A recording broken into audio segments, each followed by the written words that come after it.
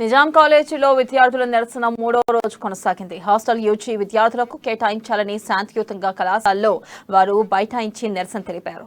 విద్యార్థుల నిరసనకు సాంస్కృతిక విభాగ ప్రొఫెసర్ నర్సయ్య మద్దతు తెలిపారు. మంత్రి కేటీఆర్ స్పందించినా అధికారులు పట్టించుకోవడం లేదంటూ విద్యార్థులు ఆవేదన వ్యక్తం చేశారు. ఇక తమకు హాస్టల్ కేటాయించే వరకు తమ పోరాటం కొనసాగుతుందని స్పష్టం చేశారు. మరోవైపు ఉన్నత విద్యా కళాశాల కమిషనర్ నవీన్ మిట్టల్తో 10 మంది విద్యార్థులను చర్చలకు నిజాం కళాశాల వైస్ ప్రిన్సిపల్ రజనీ ఆహ్వానించారు. అయితే విద్యార్థులు మాత్రం కళాశాలకు వచ్చి చర్చించాలని తెలియజేశారు.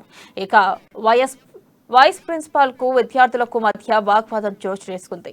కళాశాల ప్రాంగణంలోనే విద్యార్థులు నిరసన కొనసాగించారు. ఈ నేపథ్యంలో పోలీసులు భారీగా మోహరించారు.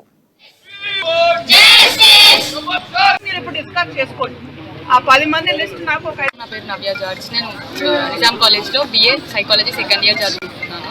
మేము గత వారం రోజులుగా ఒక రోజు రోడ్ మీద ప్రొటెస్ట్ చేసినాం. తర్వాత ఒక రోజు ప్రిన్సిపల్ సార్ దగ్గరికి వెళ్ళినప్పుడు లాఠీ చార్జ్ చేసినారు. తర్వాత సైలెంట్ ప్రొటెస్ట్ చేయడం ఇది 3rd డే. మాకు కేటీఆర్ సార్ మాకు ట్విట్టర్లో రెస్పాన్స్ ఇచ్చినా కూడా ఇప్పటి వరకు మాకు ఈ స్పందన అనేది ఎలాంటిది ఏం లేదు. నిన్న మీటింగ్ జరుగుతుందని చెప్పినారు కానీ మాకు రిజల్ట్ ఏం లేదు. ఇప్పటి వరకు కూడా మేము మీటింగ్ కూర్చొని ఉన్నాం.